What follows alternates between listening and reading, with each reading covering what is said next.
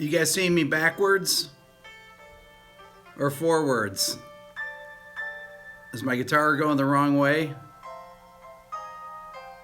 What's up? Watching from London. There we go. It's going the correct way?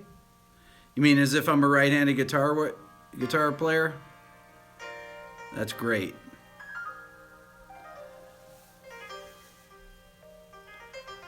There we go. Welcome, everybody. Sunday afternoon. I decided to come on today because it's a day off for everybody. I figure coming on early. What time is it? It's 1:30 here in Atlanta. So I figured it'd be a good time catching people at night over in Europe. What's the intro song we always use? It's an improvisation by Aiden Essen. You guys have seen Aiden on my channel, right?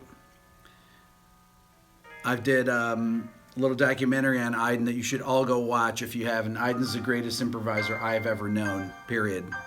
No, there's, I don't know what else to say other than that. The greatest I've ever seen.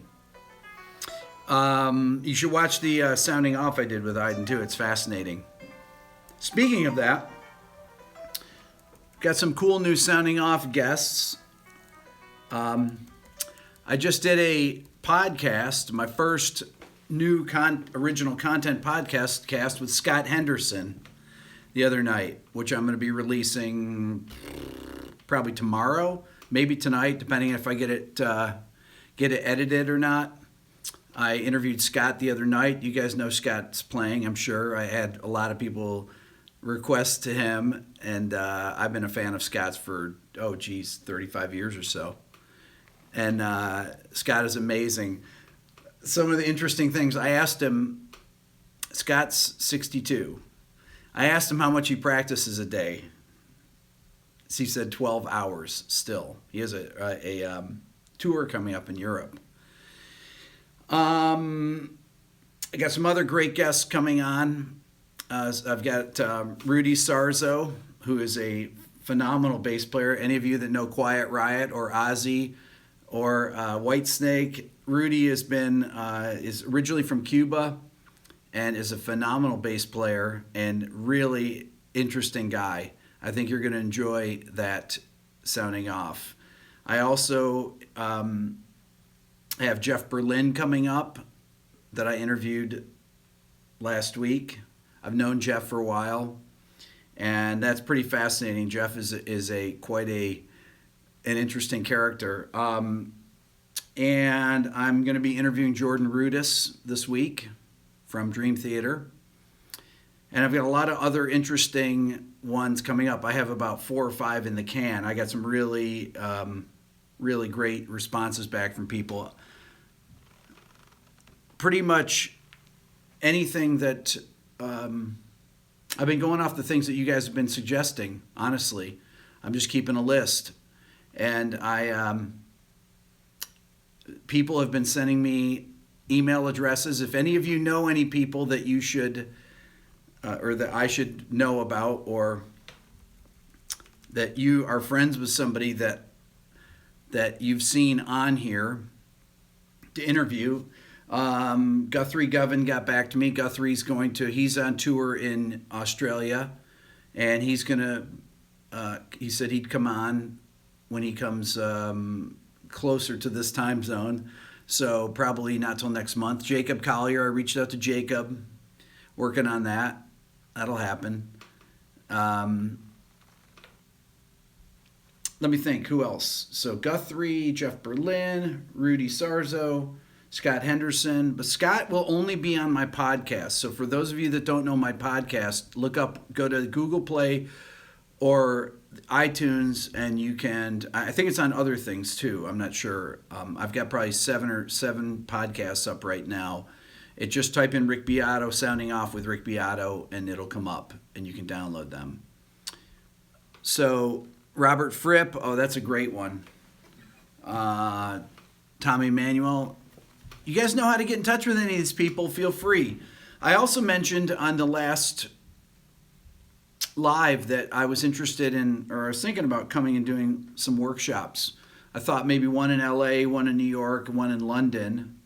I've had some people reach out to me that have been interested in helping out with. Oh, if anybody knows any of these people, write me privately to my Gmail, rickbeato1@gmail. Don't put it on here. Also, all your comments that you're putting on here don't go. They don't stay with the video. Okay, so you have to actually put them on after the video for them to stay on. Anybody that you suggest. So, not to discourage you from commenting, please comment while we're doing this. If you know Vic Juris, great. Send me Vic's info. Anybody that you know that you'd like to see on here, it's really fun. What's amazing to me is that there haven't been other shows where people do in-depth interviews that are on YouTube, really. So if you ever want to know something about someone, it's hard to find things. I look up interviews. I'll type in a person's name and interview after it and see what comes up. And generally, they're mostly canned interviews that are conducted after concerts in noisy places, or people are sitting on couches and they're always live. But doing it with Skype enables the people to do it wherever they are, relaxed. We do it for 45 minutes to an hour, and we can really get in depth with things. So anyway, so that's kind of where we're at with that. So remember, podcast Scott Henderson. That's really interesting. We did it really late at night. I haven't edited it yet. I'm going to do that today, and I can't remember some of the things we talked about, but I remembered him telling me that he practices 12 hours a day still, which is insane. I don't know if I ever practiced 12 hours a day. I practiced 10 hours a day when I was in college, but I'm pretty rusty on the guitar, but I'm going to play the guitar today. Anyways, so today's topic is how to write or compose a piece for solo guitar. Now, I don't have anything prepared right now. I'm going to improvise something. I'm going to kind of show you the steps I would use to do this. The first thing I would do is come up with some type of something that inspires me to play something. Okay, so I might come up with a chord. Let's say I play a chord like this. Can you guys hear my guitar okay?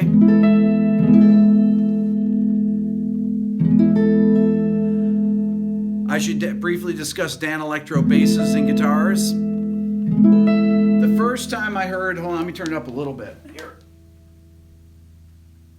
Okay, there we go. The first time I heard a Dan Electro guitar was Jimmy Page played one. That's where I first heard of him. I think he played them on early Zeppelin stuff, but you'll see, it's really interesting. They're really cheap guitars. They're made of Formica. They're, I'm not sure if you can buy them new now. I bought this years and years ago. But if you watch the making of the Black Album by Metallica, Sad But True, bum, bum, bum, ba ba na ba da ba dun, dun, dun. James Hetfield is playing a Dan Electro on that riff through a Marshall. I remember that. But you'll see Jimmy Page played them. Dan Electro makes basses or made basses that are really cool sounding basses. They have these lipstick pickups on them, which have a really unique sound. They make baritones too, as I just saw Matthew. The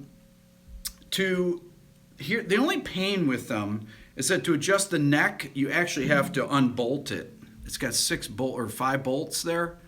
You have to unbolt the neck, and the truss rod is behind here, so it's kind of a pain to work on. You actually have to literally take it off and adjust it. I'm pretty sure that's how you do it. And anyways, that's the deal with Dan Electros. They're really cool guitars. I like playing this one because I picked it up the other day and I played it on a video and I thought it felt great. And I think it has a really cool, unique sound to it. So I'm going through a little Vox amp. I got a couple delays here. I'm not using a chorus, although it sounds chorus because I have a fast delay and a kind of like a slapback delay on it, maybe a little bit longer delay. So I'm gonna start out with something like this, with a chord like this. That's an E sus4-3, so it's got a flat 9 interval in it. But I'm gonna probably want to do something. This is gonna make me think of something, so I'm gonna maybe do a little intro riff that leads into this chord. So if I do something in E,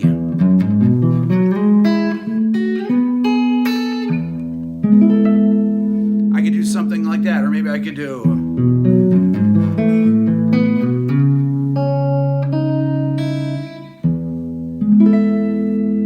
I like that first thing it did.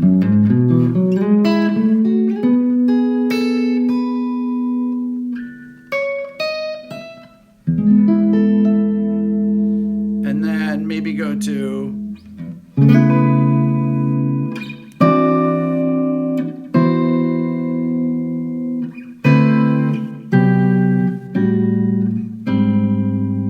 that's pretty cool. Okay, so I'm hearing a melody. Then I went to here. It's like a C sharp Aeolian voicing.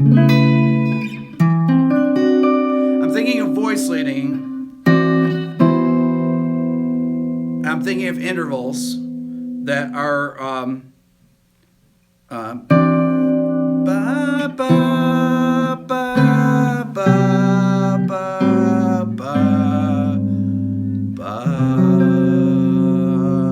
ba. That's a good start. So let's see, we're here.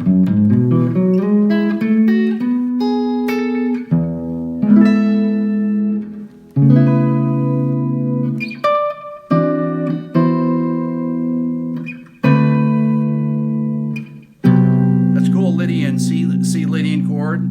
Then I went to an A minor 13, A flat major 7 sharp 11, to a E Aeolian voicing, to a G6, then maybe go to E over G sharp, and then I'm doing an F sharp sus4 over A sharp.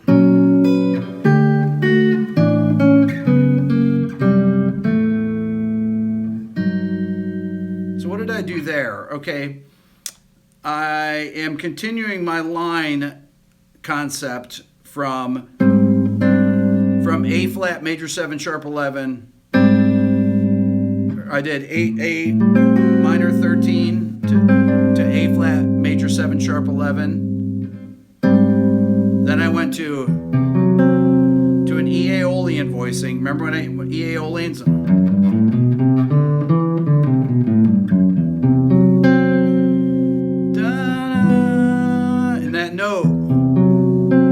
F sharp wants to resolve, but I resolved it down the octave. And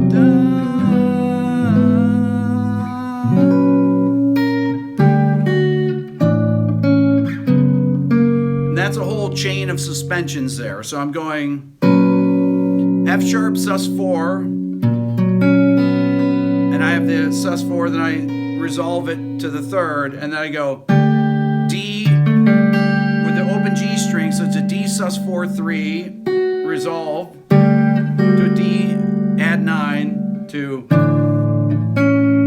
an A sus4-3 right there, and then this is an F sharp sus4 with a flat 6 to F sharp major with a flat 6. So that's a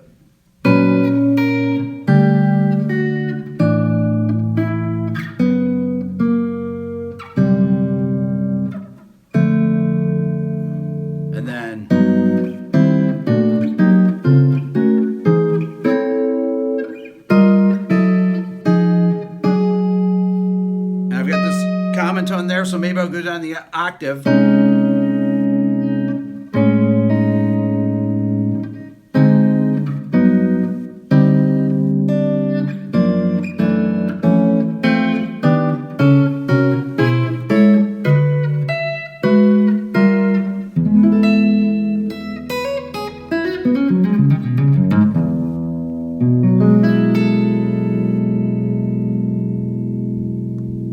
Okay, so what did I do there? I'm not sure because I was improvising. But I remember a couple of things I did. So, after I did this chain of suspensions here, so this is actually like an F sharp major to F sharp sus4 to F sharp major, but it's over. I have the third in the bass, and I have the open B string in there. So that's a beautiful. Then this kind of voicing you'll hear on Pat Metheny on April Joy or something. There's a tune off the first Pat Metheny group record where he goes.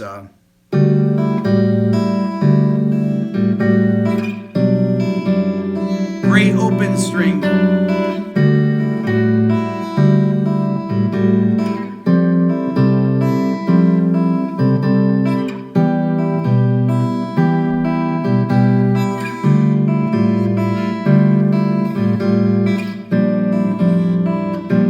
This is a great change. Right here, I love this. Is this a C? Lydian chord. These are all modal chords. So there's that Metheny voicing there. I'm sure a lot of you have played that. And then, so I'm keeping it.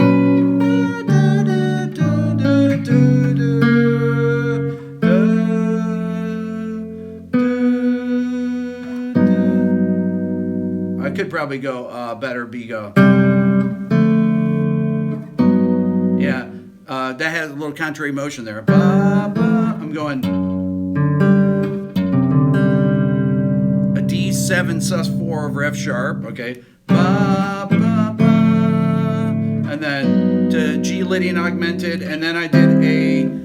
Then I'm moving major triads like I did in this one of the polychord videos we did, the one's called slash chords. I'm moving them in the octatonic scale, and I'm going, and then because I want that E flat to be at the top of a melody note, so I'm gonna go.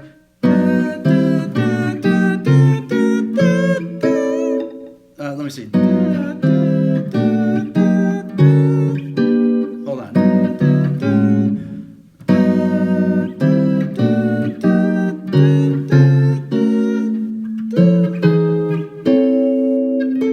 That's right, yeah.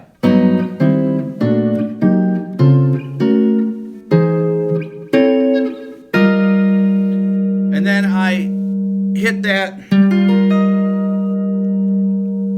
That would be an E flat major add 9 or a G minor 7 sharp 5. G minor 7 sharp 5 or E major add 9 over G, okay? Then I went to a, this is an A Lydian voicing over F sharp, so it's an F sharp Aeolian sound. And then, that's more like a Holsworth type sound there. But I'm always thinking continuity of line. So I've got, so I did. Or I could have gone. Or I could have gone. And I can go, I'm going to continue with the E flat, but I moved it down the octave. So I went to an A flat major sus4 over C. Then I went to A flat Lydian, or A Lydian, I'm sorry, to A flat major over D, which is a great sound. Or I could have gone like this. I could go A flat sus4 over C to B flat minor 11 to A flat major over D to G Lydian augmented to, oh, that's a sweet voicing like that.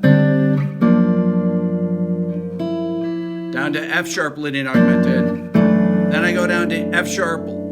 I'm going F sharp Lydian augmented to F sharp Aeolian. Then A major over F, F major or E Phrygian here.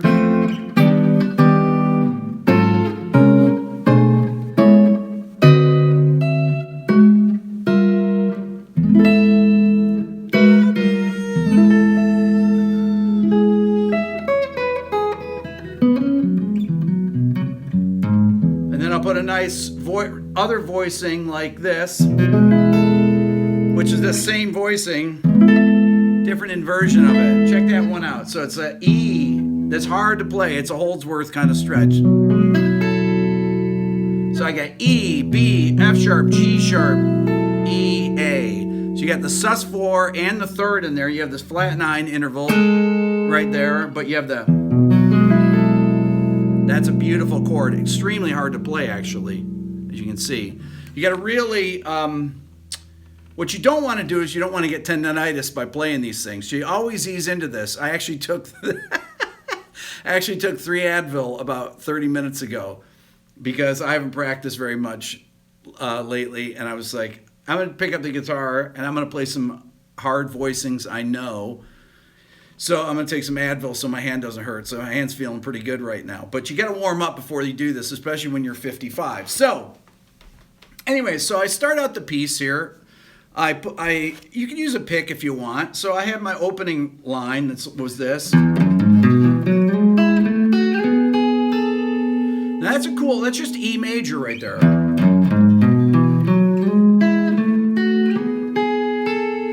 And you want to have counterpoint moving. So I have some moving lines. I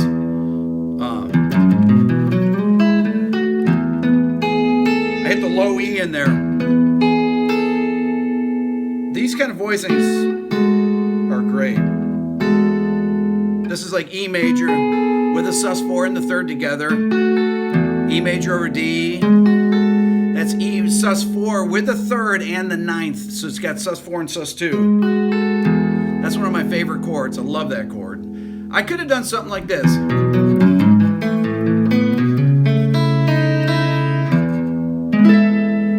That would have been cool too. That was a little more contrapuntal.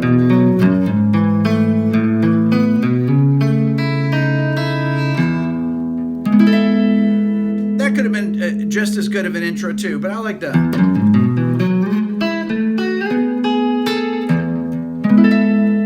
And then C sharp Aeolian. Then I went to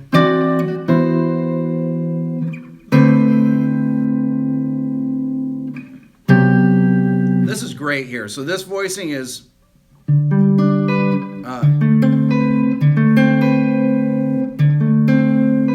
this is like a D7, D13 with no third. Then to a C Lydian voicing. If you can see how I'm playing that there, I'm playing the root, sharp 4, major 7, and the 5th. So I've got that flat 9 interval there. Then resolving to a minor 13, A minor 13. Don't forget to use the open strings. They're really... So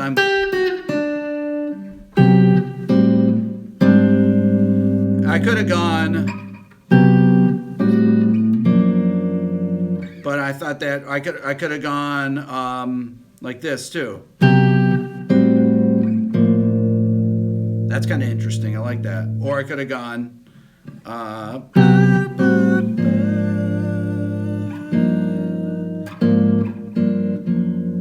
But I think this really works.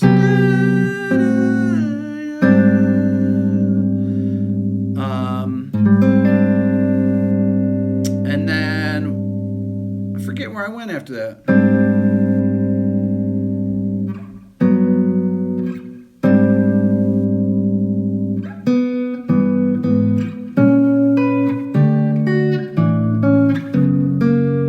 Yeah, I think that's what I did. Something like that.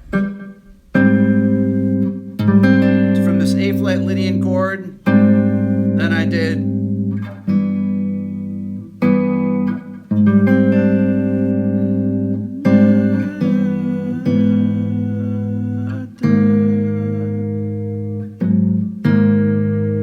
It's hard when you're improvising. It's hard to remember this stuff.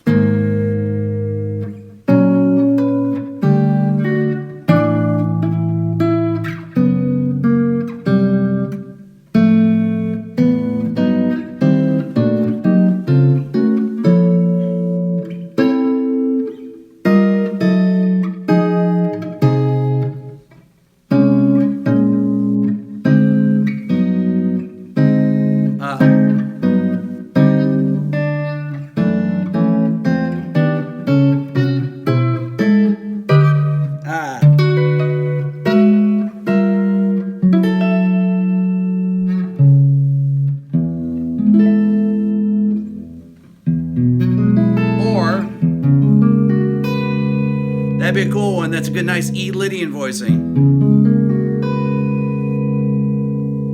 So, I didn't remember exactly what I had done on that, but I think I got some of the moves.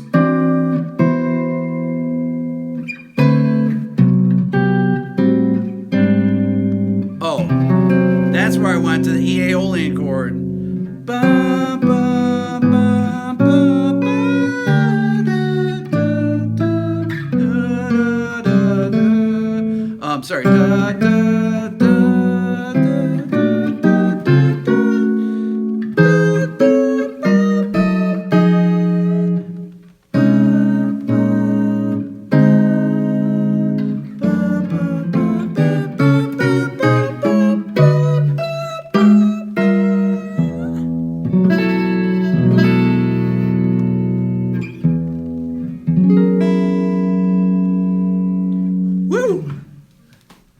That's tough. Anyways, then you take out your paper and you start writing down your ideas.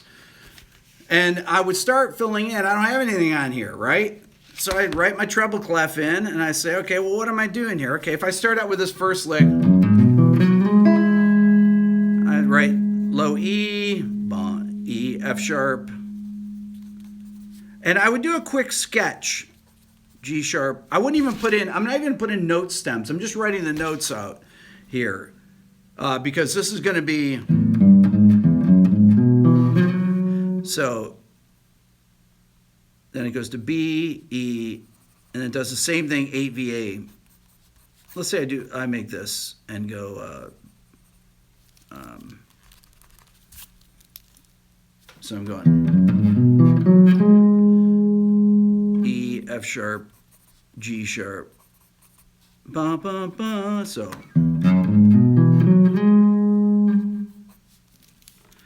and then into that, then I go into a 2-note texture and play the 6th here with a G sharp and E, and then I continue on with A and F sharp. Then I go G sharp with the A. So I'm going G sharp, B, G sharp, A. So I'll show you what it looks like here in a second. B, G sharp, A. So I'm writing a really quick sketch here to kind of show me where I'm going with this. And then I'm going to start writing in chord symbols. Then I'm going to put in an E, a high E here, and I'm going to put E sus 4/3. I put a high E there with an E sus 4/3. So I'm just kind of jotting this down where I'm going with this. Then after that, I went to and I'll put the low E, and I put the low E in the bottom there, okay? And then I went to this C sharp Aeolian voicing. You could call it a C sharp. It would be a C sharp minor 7 if it were that, but I made it a C minor 7 flat 6, right? So then I went to, this is more of a like a first inversion C Lydian chord, okay, or it could be an E Aeolian voicing, and then which would also be E Aeolian.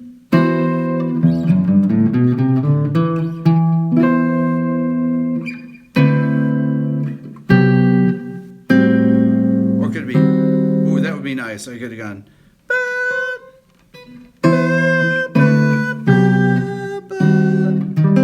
I like that's better. That way I've got bass motion. There's my E Aeolian sound again. So I got it here.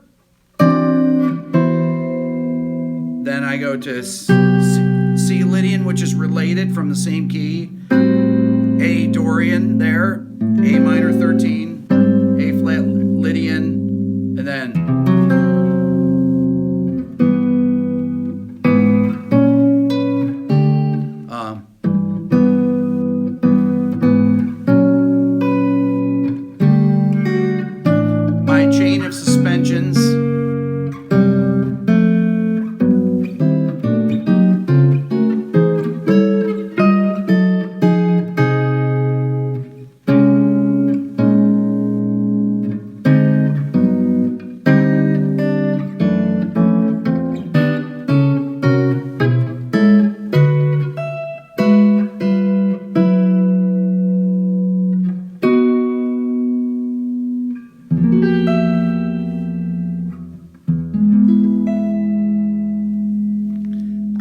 harmonizing on it a little bit. But that would be a basic structure for a piece. Then I would start going in and filling in the counterpoint. So I'm always thinking lines with these things. I did these kind of triads over bass notes moving in opposite directions. F sharp Aeolian to F major 7 sharp 5 or F leading augmented to E Phrygian to E flat major 7 sharp 5 to that would be a F over D flat, right? Then I went to F sharp major over C, so like a C altered sound. Then I went to B13 flat 9. Then I went to a G sharp Phrygian or A flat Phrygian chord. Then I went to D13 flat 9. Then I went up to an E major over G sharp.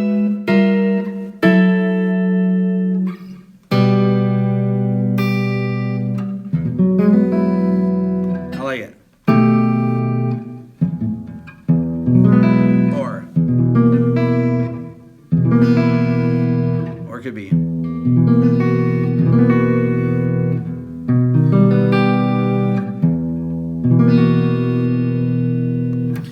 Knowing these, I know so many of these different types of open string voicings, and just knowing how to string these ideas together, really from transcribing things, from studying all these lessons that I do, all these videos that I do. In order to do them, you have to be really fluent or fluid with these movements mentally and be able to play them on your instrument, whether it's the piano that I'm playing them on or the guitar, and be able to flow between them.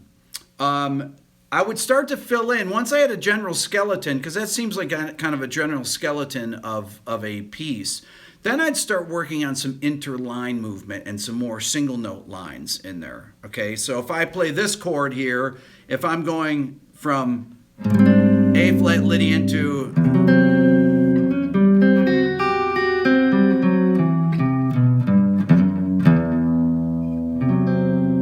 I might use something in there, come up with some type of an Aeolian.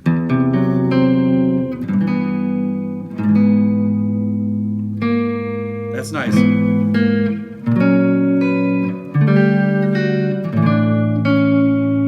I'm playing with a pick.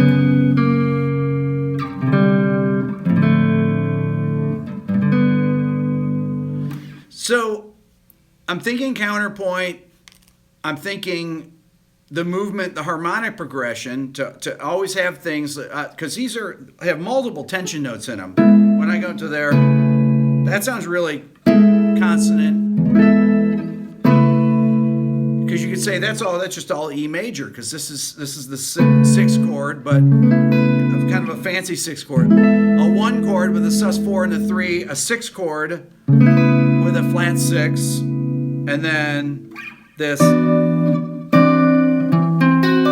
This is definitely a modulation, because this has gone to E Aeolian, so this is the G major here.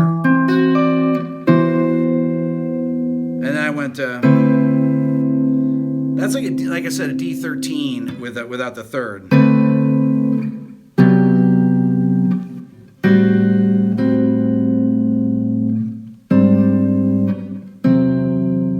And then I would start thinking about also, I think I need to plug my thing in here. My phone's gonna die. Hold on 1 second here. There we go. So, then I would start working on some counterpoint in here. When I say counterpoint, what you want to do is come up with some really simple contrary motion lines, let's say. Let's say I just take, let's say I take a simple idea like that. I take a fifth. I'm playing D to A. And I'm playing, so I've got one.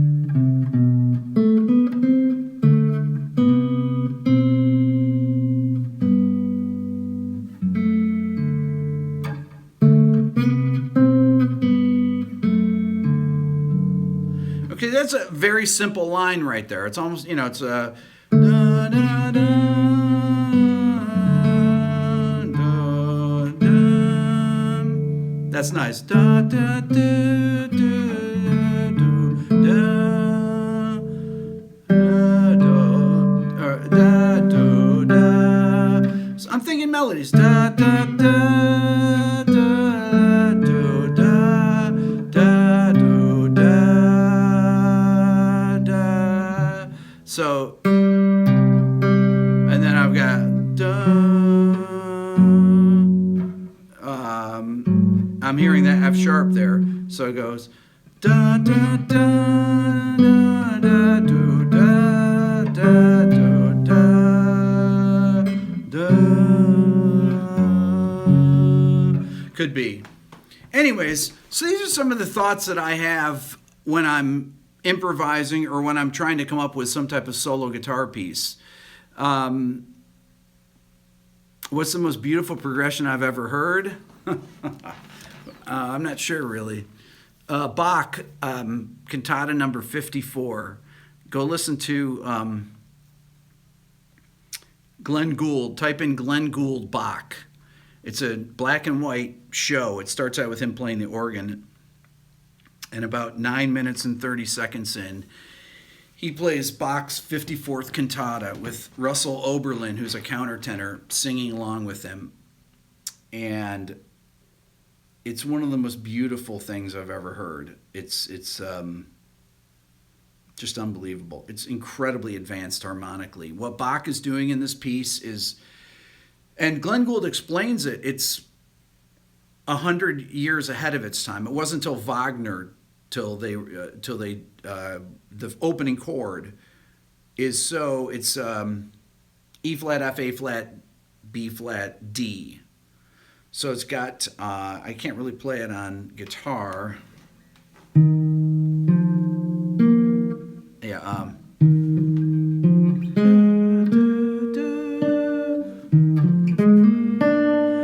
That would be the chord on guitar. It's really not really playable.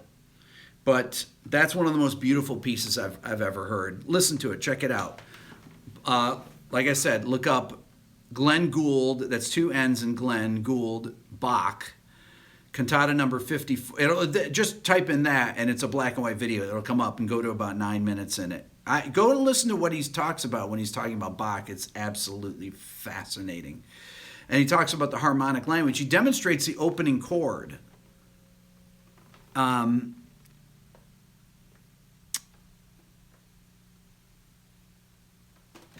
Anyways, I couldn't read that one comment about bluesy guitar. I just saw something about bluesy. So Glenn explains this, and he explains how advanced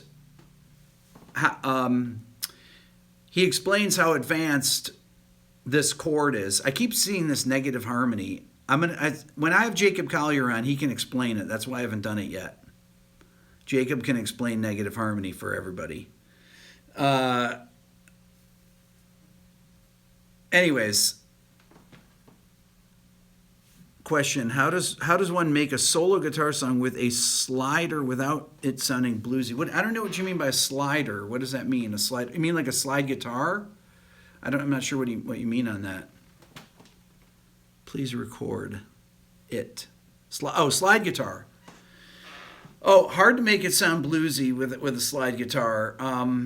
But if you think about it, you play pedal steel with a slide, and it doesn't necessarily sound bluesy. Pedal steel can sound really weird. Listen to Daniel Lanois and some of the things he does with pedal steel. It's absolutely amazing. He has a video where he does a lot of pedal steel work that is with a lot of effects on it, and it's incredible sounding. There's some guys that play slide guitar without making it sound bluesy. I mean, you can do that, but it's kind of inherent in that sound. It's like, how do you make the blues scale not sound bluesy?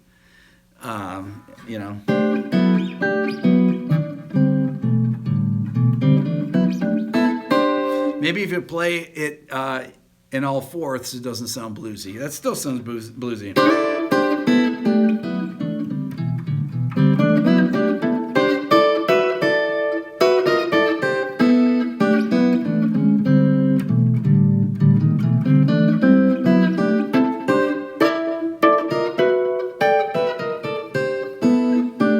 to sound bluesy still? I think it still does. Anyways, great advice, a little jazzy. Right. What kind of harmony Charles Mingus used in Goodbye Pork Pie Hat? Oh, yeah, that's a great... I have to do a Mingus video. I do a Mingus video, and I need to do a Monk video, because I should talk about Goodbye Pork Pie Hat, and I should talk about Goodbye Pork Pie Hat and Around Midnight in the same video.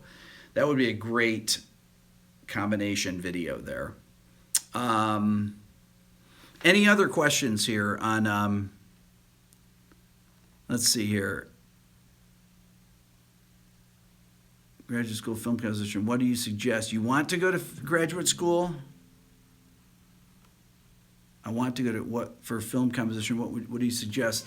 I'm not big into suggesting schools for people because I don't really know programs.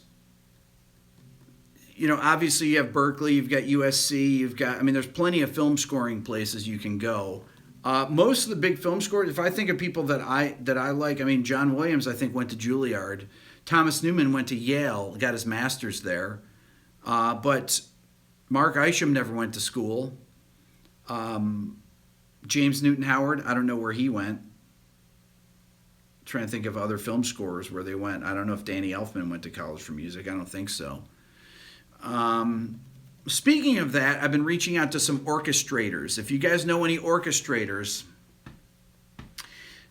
that would be really great, because I think some of them might be reluctant to come on because they don't want to give away trade secrets. A lot of times the orchestrators are doing a lot of the work, and that's just the way it is. They get paid a flat fee, I imagine, and the person that writes the melodies get the credit for the composition, but obviously a tremendous amount of work is involved in the orchestration, and it really gives when you see John Williams sketches, they're complete orchestrations. The guys just fill them out. But some of the other people just write melody lines, and the orchestrators are doing a lot of the work. I don't know because I'm not there, but I guarantee you that these orchestrators are doing way more than you think they are. They're coming up with themes. They're coming up with counter melodies. They're doing all the counterpoint. And many composers or film composers will apprentice under certain people, and they will write cues for particular movies, not get credited. It'll go to the big name person, and they get paid as a work for hire, essentially. It's the same thing that goes on in hip hop when somebody signs somebody to a publishing deal or pays them a salary to come in and write, and if it's Dr. Luke or Max Martin, people like that, they have people that work for them that they have signed to them, and they might write things they may not get credit for. You don't know. It's hard to say. I'm not saying with definitively that that's the case, but I know people that have worked for some of these people. So as ghostwriters or the people that will write orchestral cues and not get credited, it goes to the big guy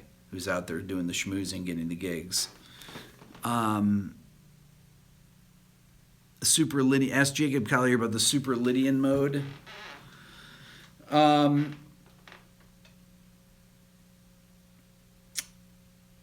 Anyways, so I'll ask Jacob about it. Prokofiev uses... Wait, what was this here? This looked good here. Uses Prokofiev video in the works by any chance? Oh!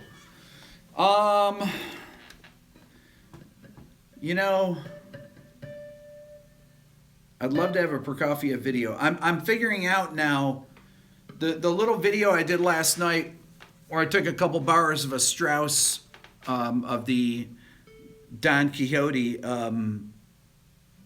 this, and you guys see that there? I took a couple bars of the string part and I orchestrated it.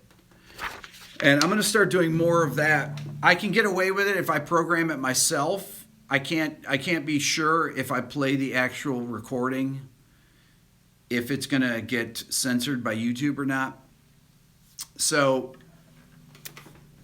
what what I need to do is get a license to use the stuff from a particular, whether it's Deutsche Grammophon or from Universal or from Warner Brothers, whoever is the parent company of some of these classical labels. If I can get a blanket license from them to use recordings that they have, that would be incredibly helpful for this, because I'm using them for teaching purposes and I'm not using them to play the pieces in their entirety. But I have friends that make videos on YouTube that have had them taken off literally for being talking with music on in the background, and YouTube's algorithm picks it up because they have people really aggressively out there looking for this kind of stuff, so they get paid on how many takedowns they have. Honestly, Scott Henderson told me in the video that he has a company that he has things taken down immediately. Any live gig of his is taken down immediately. It's scrubbed off YouTube. I know Pat Metheny does too. We talked about it. I don't put my opinion in there. It's not my place to put my opinion. I'll say this, though, that I believe that people, especially these guitar players that have been around for a long time, would be better off if they would let people hear their music live so they can experience it and know what they're getting into. When I saw Pat play, there wasn't anyone other than Dylan that was under 50 years old at the show. Now, we used to be able to tape. Scott was talking about people holding up phones, and he's not going to allow phones at any of their gigs in Europe. No iPhones, nothing like that. Jazz guys are. A lot of jazz guys don't like their playing recorded, and historically, if you look at one of my favorite YouTube videos is Oscar Peterson playing Blues Etude. It's from Ronnie Scott's 1974, and it's with Ray Brown or Nels Henning Orsted Pedersen on bass and Barney Kessel on the guitar. And basically, Oscar, it's called Blues Etude because Oscar goes through the history of jazz. He does boogie woogie, he does ragtime, he does stride piano, all this stuff, and he's playing just choruses after choruses. He'll play like 4 choruses in each style, and keeps changing the left-hand accompaniment. It starts out simple, and then it gets more and more complex. And by the end, he's doing stride piano, and then he's doing octaves, playing over it. Amazing, phenomenal. Look it up right after this. Oscar Peterson Blues Etude. It's he's wearing like a leisure suit, like a tan-colored suit in it. Not a leisure suit, tan-colored suit. It's phenomenal. Height of his playing, 1974. Well, I didn't know that existed. That was obviously on some TV show. But a lot of people's work, George Benson's another guy, a lot of their best work was never captured, that was never captured on record. And it's really a shame because I believe that they've had a rebirth because of people posting stuff on YouTube. I really do. And I think that if Pat and Scott Henderson and people like that, a lot of these fusion guys would let people tape them like Fish did, like the Grateful Dead did, you'd start seeing more young people at the gigs. I don't know if... I'm not sure. Hold on. There's a lot of stuff going on here. No one want to have their style, tricks, techniques copied in the internet. Virtually impossible to prevent, so they should accept it. That's my point. Alex, your son wants to play Roblox with Dylan. Awesome. I will. Alex, write me again, Alex. And I keep forgetting to respond to that. And when you write me, send me your son's login name, and I'll get him to play. And Dylan's up there playing right now, I guarantee you. There's so nice, well-known version of Charlie Christian on jam sessions. So cool. Love me some Fish. Am I a Fish fan? Well, I produced a record of Trey Anastasia's. Does that count? Can you make a video on how to manage your time, structure, and practice? Yes. Best way to record a guitar directly into Logic. Ted Green video sometime. How to play Bill Evans' Harmony on guitar. That would be a great one. Super Lydian. Yeah, Super Lydian just goes in the circle of fifths. Basically, you play 1, 2, 3, sharp 4, 1, 2, 3, sharp 4, 1, 2, 3, sharp 4. It's just kind of a made-up thing. Let's see here. Do I know Steve Lillywhite? I know who Steve Lillywhite is. Video with Mick Goodrick. Mick used to be my teacher.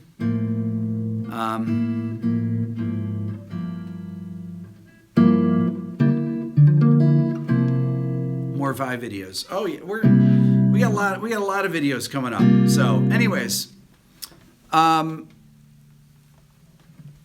let's see here. Go like this, and go like that. There we go. Yeah, that does work. Anyways, all right. Those are my. That's my video for right now. If you guys haven't subscribed and you're watching this, subscribe. Like I said on my last video, the more subscribers I get, the easier it is to get the bigger people to come on the show, although I haven't really had any problems yet. But, you know, I want to get Herbie Hancock on here. I want to get Jimmy Page on, too. So if any of you know Jimmy Page or Herbie, let me know. This is all good. If you're interested in the Beato book or just contributing to my channel, you can write me at Rick Beato #1. That's not Rick Beato written out, just the Rick Beato and the #1 at gmail.com. That's also my PayPal. If you want to donate $5, $10, $2, whatever, feel free to. That helps me be able to make videos and not have to do any producing. So anyways, thank you very much. If you guys have comments, write them in the comments section right now as soon as I hang up. Okay, the ones right now will stay. Who you want me to get on here, and if you guys know someone privately that you want me to interview, that's you know, somebody really that you think should be on the show, send me their info, okay, and I'll reach out to them. Excellent. Also, if you guys want me to come, if you have any suggestions, coming to LA, New York, London, or somebody mentioned Berlin or Munich, let me know, because I know I have a lot of viewers in those areas. I can tell from the analytics. So I'd love to come and do a 2-day workshop in each of those places and meet some of you in person. Would be amazing. So let me know about that. Thanks for watching, everybody.